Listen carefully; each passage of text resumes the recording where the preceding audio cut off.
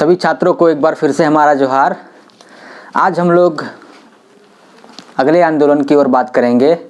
आज का हमारा जो आंदोलन होगा वो है कोल आंदोलन, जो कि हमारे झारखंड में जिसको बोल सकते हैं पहला संगठित आंदोलन, इसे ही कहा जाता है।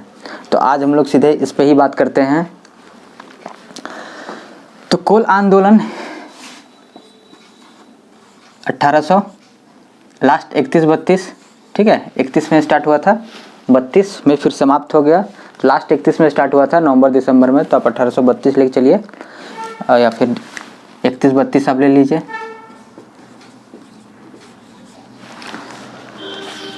इस पे बात करते हैं।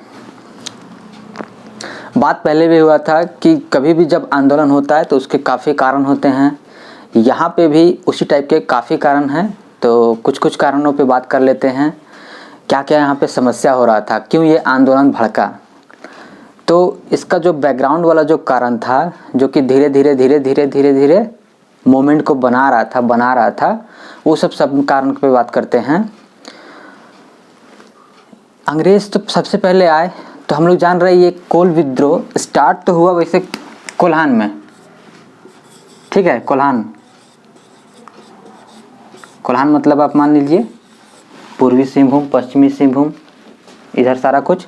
फिर इधर से होते हुए आपका छोटा नागपुर प्रदेश, किधर आपका पलामू वाला भी उस समय में आकर के मिल गए थे। तो इतने सारे, उधर मानभूम, ढालभूम वाला मालभूम इधर भी मिल गए थे।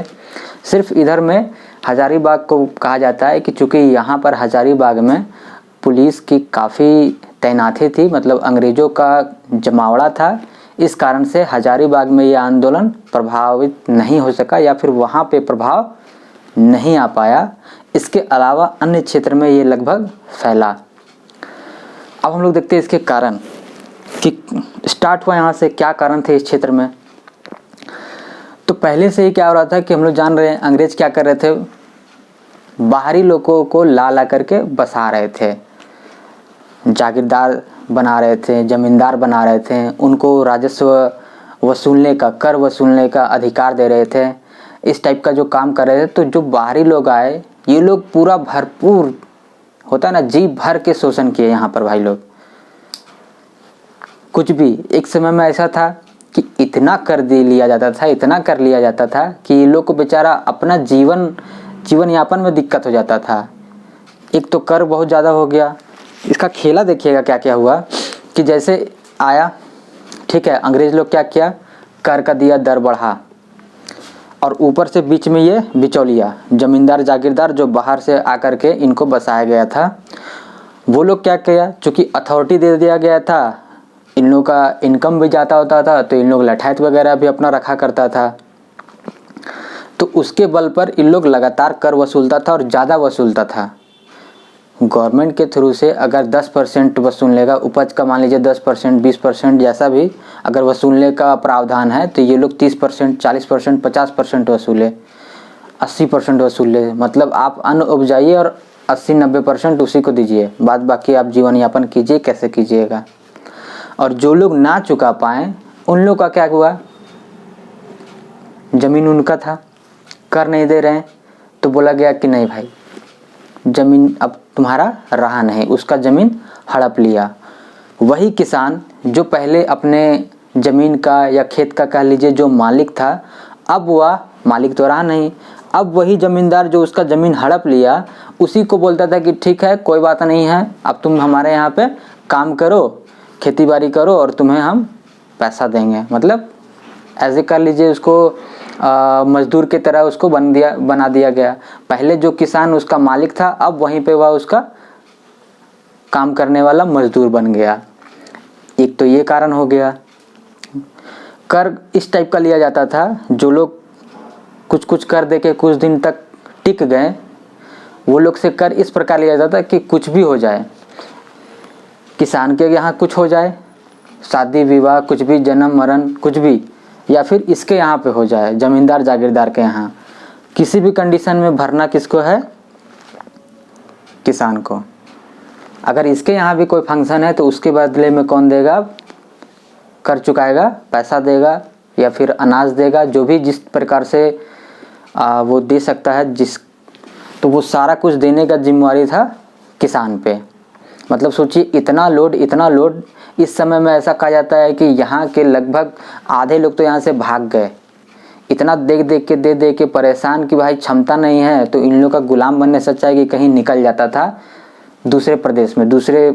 उस समय तो देश बोला जाता था ना, कि मतलब एक राज्य से दूसरे राज्य चल गया तो बोल दिए प्रदेश चला गया। तो उसी टाइप का दूसरे राज्यों में या दूसरे राज्य के क्षेत्र में चले जाते थे। तो आधा लोग तो इसी तरह भाग गए, जो लोग बच गए वो बेचारा पूरा पिस रहे थे।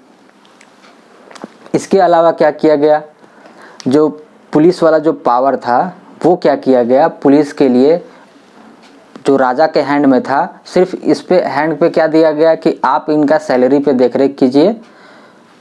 यहाँ छोटा नागपुर वाला जो राजा था उसको बोला कि आप सिर्फ सैलरी दीजिए और बाद बाकी सब नियुक्ति करेगा कौन, एक नियुक्त दरोगा हुआ करता था अंग्रेजों की तरफ से, वो उसका हेड हुआ करता था और वही फाइनलाइज करता था कि किसको नौकरी में रखना है और किसको हटाना है। सिर्फ पेमेंट देने का दायित्व बन गया था छोटा नागपुर राजा पर। वो भी बाद में जाकर के 1826-27 में बोल दिया भैया हमसे होगा नहीं, ये जिम्मेवारी आप ले लीजिए। फिर उससे भी वो ले लिया गया और यहाँ का राजा बिल्कुल और भी शक्तिहीन बन गया, क्योंकि शक्ति तो था ही नहीं उस समय भी, लेकिन अब और भी हो गया कि ना उसको मतलब किसी तरह का कोई भी उस पर पकड़ नहीं रहा। एक तो कारण ये हो गया, और एक कारण हो गया क्या कि एक नया आबकारी टैक्स, जैसे आप बोल सकते हैं ना उत्पाद कर, वो लगाया गया। ठीक है, मतलब आप अगर कुछ बना रहे हैं तो उस पर भी टैक्स दीजिए। टैक्स तो देने का आदत नहीं था इन लोगों का भाई, आदत क्या मतलब उस समय लिया भी नहीं जाता था। राजा और इनके बीच में काफ़ी पहले से अंडरस्टैंडिंग चलते आ रहा था भाई, कि किस प्रकार से हमें रहना है, कब कब हम लोगों को क्या क्या देना है नहीं देना है। लेकिन अब यहाँ पे क्या हो रहा था ना कि रेगुलर मांगा जा रहा था कि आप रेगुलर दीजिए। जंगल से कुछ शहद लाएं तो भी टैक्स भरिए, कुछ बना के लाएं तो भी टैक्स भरिए। आप यहाँ पे इवन यहाँ तक विरोध तो इसका हुआ कि जब जो पेय पदार्थ है जिसको बोलते हैं हम लोग हड़िया जो है, जो सिर्फ पेय पदार्थ ना होकर के वो हमारा पूजनीय पदार्थ भी है, उस पर भी क्या किया गया, पतचूई कर लगाया गया। ये एग्जाम में पूछता है, इसको ध्यान दीजिएगा, पतचूई कर रहे। ठीक है, 1824 में अंग्रेजों ने क्या किया, नया पतचूई कर लगा दिया। अब जब इनका जो कई सदियों से चला आ रहा है इनका पवित्र पेय पदार्थ, अब उस पर ये टैक्स लग जाएगा, हड़िया पर लगाया गया था। ठीक है, तो उस पर अगर ये टैक्स लगा देंगे तो विरोध तो होगा ही होगा। सिर्फ कर लगाने का बात नहीं था, इसके अलावा और भी ये होता था कि अब क्या हो गया था, इनको छूट मिल गया था, लाइसेंस होता है ना, लाइसेंस मिल गया था कभी भी किसी के घर में घुस जाने का। तो ये लोग इसको जांच पड़ताल में कि कितना हड़िया बनाया है, हड़िया छुपा के तो नहीं रखा है, टैक्स भरा कि नहीं भरा, इस चक्कर में ये लोग क्या होता था कि इनके घर में घुस जाते। भाई ज़बरदस्ती किसी के घर में घुस जाइएगा, घर में घुसने के बाद अभद्रता करे, पुरुष के साथ साथ महिलाओं पर भी भाई अभद्रता करे, अत्याचार करे, तो ये धीरे धीरे क्या होगा, गुस्सा तो संग्रहित हो ही रहा था। तो 1824 में लगा दिया गया, इसका इतना विरोध हुआ कि लास्ट में जाकर के 1826 में इसे ख़त्म कर दिया गया, वापस इस कर को फिर समाप्त कर दिया गया। बोला नहीं भैया रहने दो, इस पे नहीं लगाना है, ये भावना पर हमला हो जा रहा है और इससे विद्रोह भड़कने का संभावना ज़्यादा है। तो लास्ट में इसको हटा दिया गया, लेकिन उसके बावजूद भी अत्याचार तो चलता रहा। आप जो मालिक थे उसको आप बेकार बना दिए, महिलाओं का शोषण, उन पे अत्याचार। ऐसा कहा जाता है कि जब इनका मन होता था किसी को भी उठा के लेके आ गए, इस टाइप का मतलब कंडीशन हो गया था, इतना बुरा, मतलब जंगल राज से भी खतरनाक। तो ये सब सारे कारण थे। तो ये सब कारण बैकग्राउंड में चल ही रहे थे कि भाई ज़मीन हड़प लेना, अत्याचार करना, ये सब भावनात्मक जो है उस पर हमला करना। और इनके जो कर्मचारी थे, नीचे वाले जो खासकर जो नीचे लोग तबके के जो अधिकारी थे, वो तो सारा खर्च ही, बोलते तो भैया मेरा जितना भी हम पार्टी मना रहे हैं तो भी खर्च दो, मेरा नाश्ता पानी चाय पान सारा का खर्चा कौन उठाएगा? किसान उठाएगा। तो इस टाइप का चल रहा था। तो वो लोग भी भरते भरते परेशान थे। लास्ट में क्या होने लगा कि एक तात्कालिक कारण, ये तो लंबे समय से चलता ही आ रहा था, और इधर पलामू में उधर वही हो गया था। 1800 हम लोग 19 तक तो उधर देख ही लिए थे, उधर चूड़ामन को भी हटा दिया गया था। तो उधर वाले लोग भी तो लगातार कुछ ना कुछ कर ही रहे थे। लेकिन जब ये हुआ आंदोलन 1800 लास्ट 31 में, 31 लास्ट नवंबर दिसंबर में स्टार्ट हुआ था, ठीक है, दिसंबर में ही स्टार्ट हुआ था। तो जब ये दिसंबर में स्टार्ट हुआ 1831 में, तब उनको ही मौका मिल गया। चूड़ामन का बेटा था एक रणविजय राय, तो वो भी आकर के क्या हुआ, इन लोग से मिल गया, वो उधर वाला मोर्चा संभाल लिया। स्टार्टिंग कैसे हो गया अब देखिएगा कि सारा क्षेत्र मिला कैसे कैसे है। तो स्टार्टिंग होने का कुछ तात्कालिक कारण का जरूरत था। तो तात्कालिक कारण के तौर पे मिल गया कि नागवंशी शासक, उस समय एक नागवंशी शासक थे जगन्नाथ शाह, ठीक है। ये नागवंशी शासक, छोटा नागपुर के राजा, इसके भाई थे हरिनाथ शाही। ये क्या किए भाई साहब, दो क्षेत्र था, यहीं से विद्रोह भड़का। देखिएगा, एक तो था सोनपुरा क्षेत्र, सोनपुरा परगना का, और एक था आपका बंदगांवा, ठीक है। यहाँ पर ये क्या किए, सोनपुरा क्षेत्र को दे दिए, जो कि ये जो क्षेत्र था ये था आपका सिंदराय मानकी, ठीक है। इस एरिया में 12 गांव का मालिक मानकी, तो आप समझ ही रहे हैं, परगना उसका प्रमुख मानकी। तो ये प्रमुख था सिंदराय मानकी। ये क्या किया सोनपुरा का हरनाथ शाही, कि सोनपुरा क्षेत्र का ये जो क्षेत्र था 12 गांव, ये पट्टा कर लिया सिखों के साथ, और सिंदराय मानकी को हटा दिया। बनगांवा में इसी तरीके से था सुरगा मुंडा,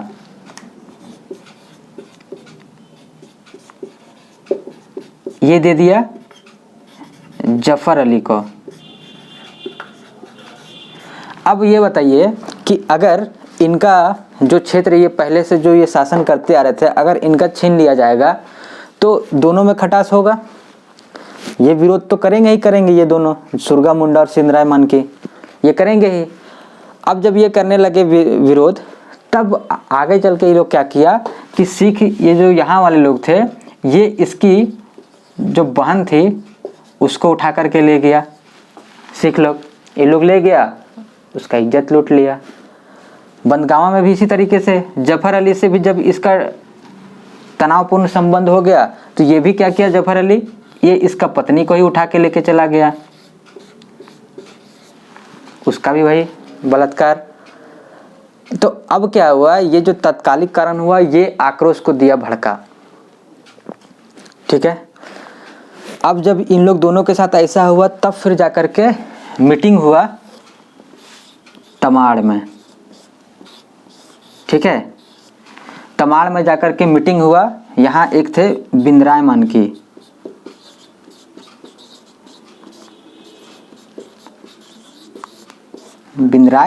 मानकी, यहाँ पे पंचायत बैठा, सारा डिस्कशन हुआ कि किया क्या जाए। तो अब यहाँ पे सारा देखा गया कि किस प्रकार से हम लोग का शोषण हो रहा है, कैसे हम लोग से हड़पा जा रहा है, लूटा जा रहा है। तब इस बैठक में विद्रोह की चर्चा हुई। निर्णय लिया गया कि इस बार आर पार की लड़ाई करनी है, और ये अंग्रेज हम लोग पे आ करके बंगाल वाला रेगुलेशन लगा दिया यहाँ पर, मतलब कि उसी तुलना में कर दिया था कि बंगाल में इसी तरह तो जंगल वंगल पे सारा अधिकार कर दिया भाई सरकार का।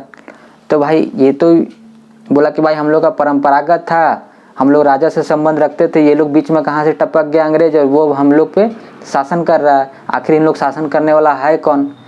तब फिर जा कर के निर्णय लिया गया कि नहीं, इस बार आर पार की लड़ाई करनी है, और अंग्रेज़ों को जड़ से उखाड़ के फेंक देना है। तो यहाँ पे फिर वो हुआ डिस्कशन, और यहाँ से लगभग उस समय शुरुआती तौर पर 700 विद्रोही,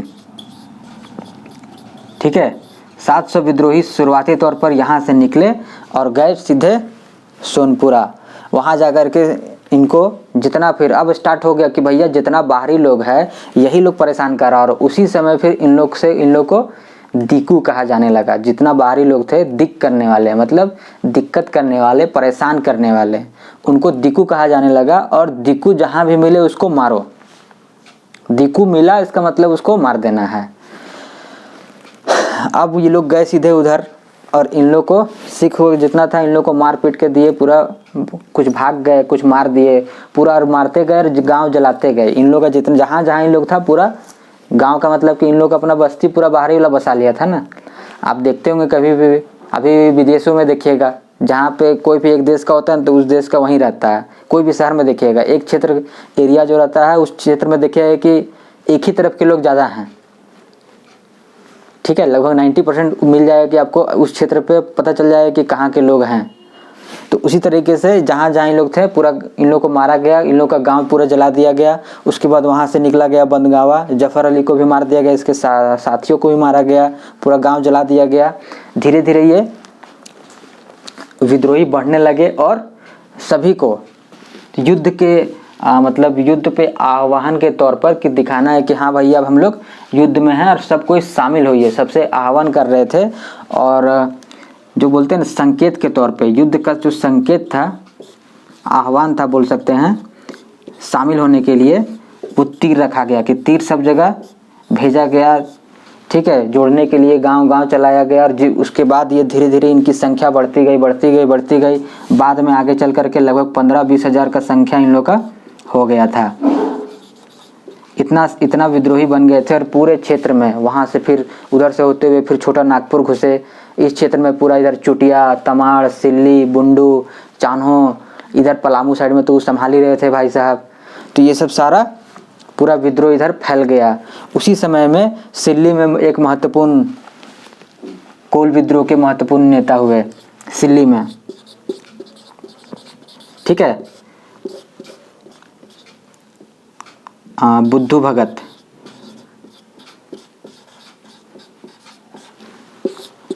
बुद्धू भगत ये हुए सिल्ली से, ये भी पूरा विद्रोह में शामिल हो गए। और इनका लोकप्रियता इतना अधिक था कि आगे चल करके अभी कहानी आएगा कि कैसे जब घेरा गया तब देखिएगा। अब जब विद्रोह होने लगा, पूरा मारकाट मचने लगा, गांव के गांव जलाया जाने लगा, तब जाकर के अंग्रेजों का नींद खुला कि भैया अब इस पर कुछ करना चाहिए, नहीं तो ये धीरे धीरे इतना आउट ऑफ कंट्रोल हो जाएगा कि इसे दबाना फिर बिल्कुल ही मुश्किल हो जाएगा। तब यहाँ पर अधिकारी हुए थे विल्किंसन, ठीक है, किशुन साहब, याद रखिएगा, पूछा जाता है एग्जाम में, विल्किंसन, किशुन साहब, बात होगा क्यों कहा जाता है।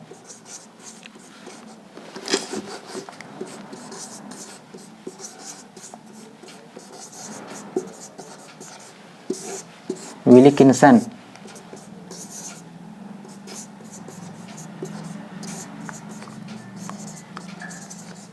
साहेब।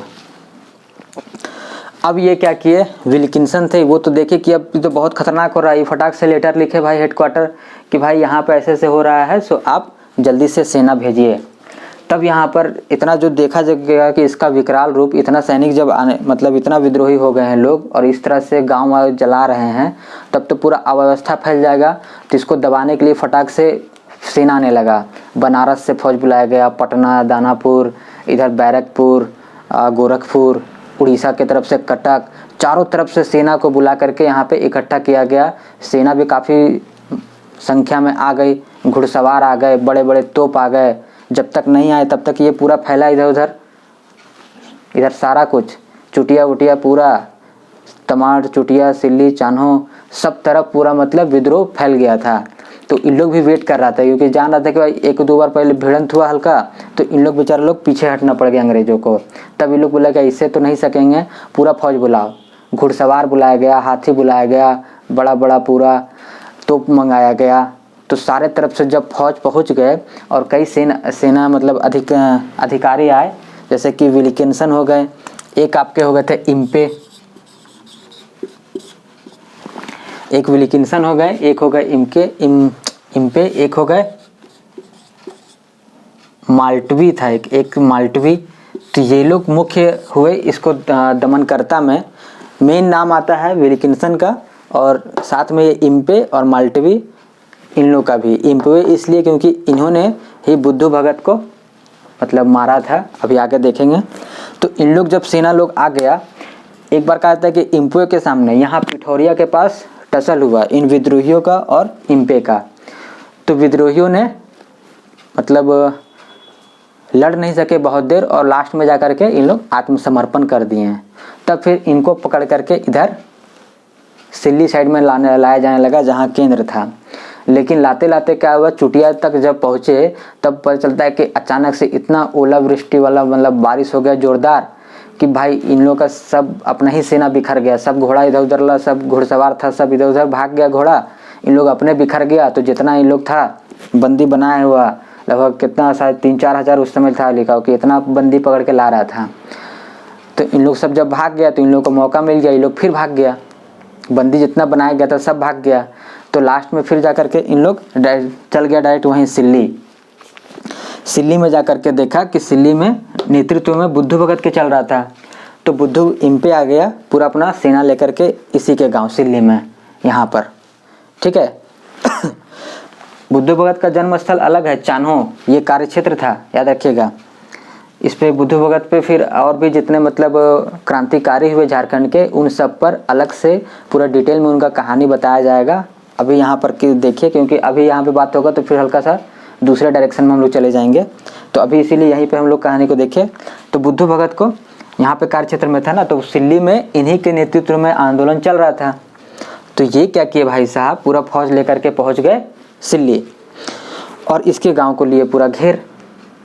जहाँ पर ये थे सिल्ली में पूरा गांव को घेर लिया गया और उसके बाद वही जलियांवाला बाग वाला कहानी स्टार्ट, पूरा गोली बरसाया जाने लगा। फिर भी उस समय देखिए कि इनका लोकप्रियता इतना था कि इनको पकड़ने में इन लोगों का छक्का छूट गया था। जब पता चलता था कि भाई कहाँ है बुद्धू भगत, तो कोई पता चलता ये गाँव है, यहाँ पे पहुँच गया, तब तक ऊपर चला दूसरा गाँव। पता चलता था कि कभी एक ही बार में समझ आता कि नहीं यहाँ है, अंग्रेज कन्फ्यूज कि है कहाँ।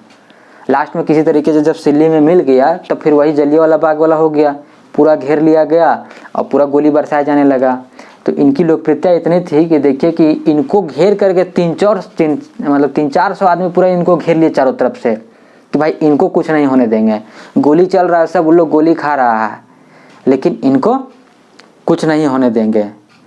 सोचिए, इनके लिए लोग मरने को इतने मतलब तत्पर हो गए थे कि उनके लिए जान भी दे सकते हैं। लेकिन हुआ वही जो होना तय था पहले से कि इधर तीर धनुष, भाला, कुल्हाड़ी और उधर बंदूक, तलवार, कहाँ चलेगा, तोप। तो टिक नहीं पाए, लास्ट में फिर वहीं पर घेर के इनको मार दिया गया। और इनका देखिए इतना मतलब निरसंस वाला बोल सकते हैं कि इतना घृणात्मक कार्य अंग्रेजों का देखिएगा कि ये पहली बार देखने को मिला। बुद्धू भगत मारे गए, ठीक है, साथ में इनके भाई साहब भी थे और इनके भतीजा, ये दोनों भी थे, सब मारे गए। मारने के बाद देखिए क्या किया, इन लोग तीनों का सर काट के ले गया। सोचिए कितना मतलब घृणात्मक कार्य है ये। इन तीनों का सर काट के ले गया और थाल में ले जाकर के पिठौरिया में, वहाँ पे आयुक्त उस समय कमिश्नर था, उसके यहाँ जाकर के पेश किया जा रहा है और सफलता अपना दर्शा रहा है इन पे कि देखिए हम कितना बड़ा काम करके आ गए। मतलब इस टाइप का घटना वहाँ पर प्रदर्शनी में लगाया कि ये लोग देखो विद्रोही था, इन लोग का क्या हाल हुआ, जो इस टाइप का अब नहीं सुधरेगा उन लोग का यही काल करेंगे। बेचारा तीनों का मुंडी काट करके थाल में ले जाके सजा के रख दिया गया, जैसे प्रदर्शनी लगाया गया हो।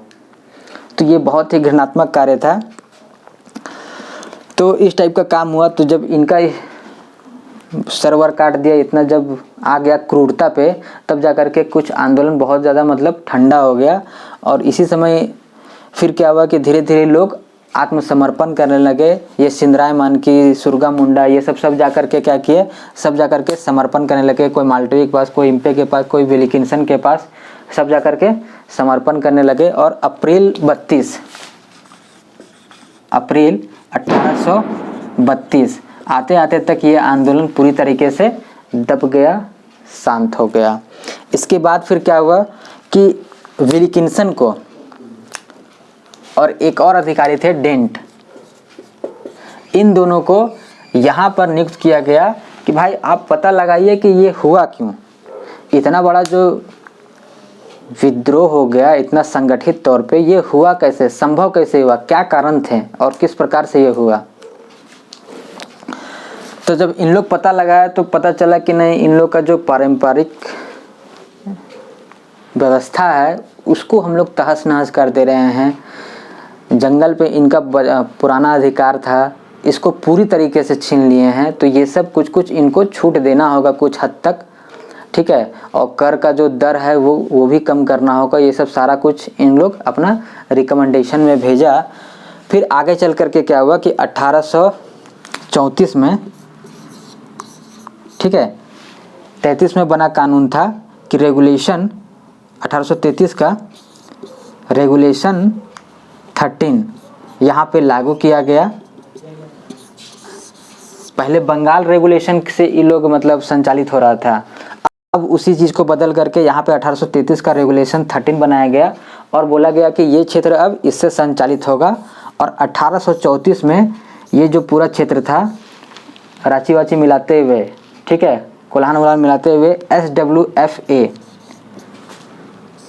ठीक है, साउथ वेस्ट फ्रंटियर एजेंसी, ठीक है, दक्षिण पश्चिम